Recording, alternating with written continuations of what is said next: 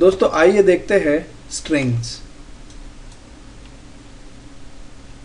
जो भी आप कंप्यूटर मेमोरी में डेटा स्टोर करते हो वो डेटा एक तो न्यूमेरिक हो सकता है या फिर कोई टेक्स्ट हो सकता है।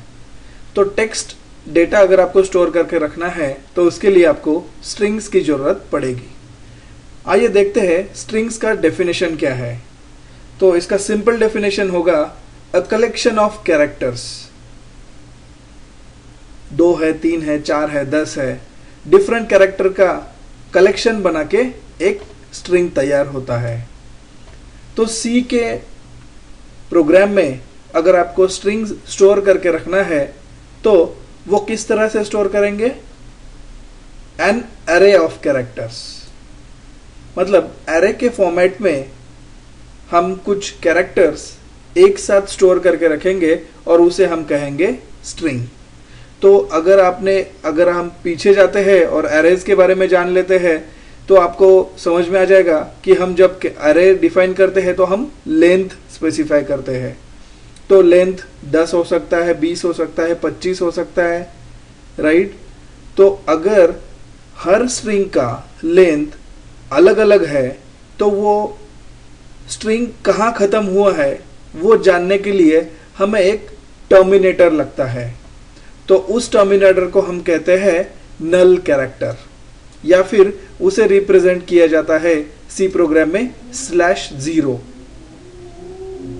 तो सी टर्म्स में N array of characters with a terminator called null character that is /0 is a simple representation of a string।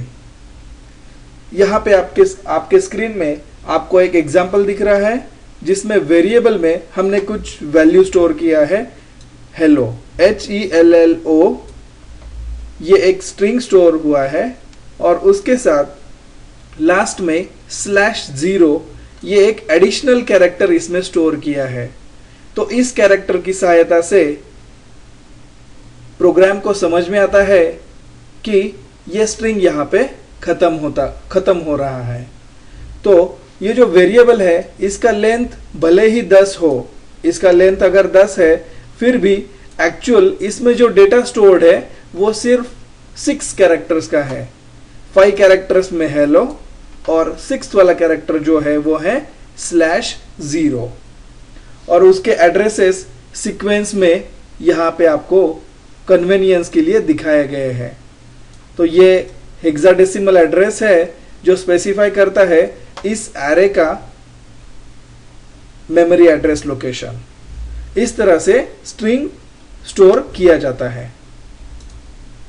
आइए कुछ बेसिक ऑपरेशंस जो हम स्ट्रिंग पे कर सकते हैं वो देखते हैं। तो सबसे पहले बेसिक ऑपरेशन में हम अभी देखेंगे लेंथ। किसी भी स्ट्रिंग का लेंथ किस तरह से आइडेंटिफाई किया जाता है वो हम देखेंगे। इसके बाद स्ट्रिंग कॉपी, मतलब एक वेरिएबल से दूसरे वेरिएबल में स्ट्रिंग कैसे कॉपी करना है वो भी हम देखेंगे। उसके बाद कॉन्कैटिनेशन ऑफ द स्ट्रिंग, मतलब एक स्ट्रिंग के बाद दूसरा स्ट्रिंग उसके लास्ट में अपेंड करना, जिसे हम कॉन्कैटिनेट कहते हैं, वो करना, ये हम ऑपरेशन अभी देखेंगे। उसके बाद कंपेयर, 2 स्ट्रिंग कंपेयर कैसे कर सकते हैं ये भी हम इसमें बेसिक स्ट्रिंग ऑपरेशंस में देखेंगे। धन्यवाद।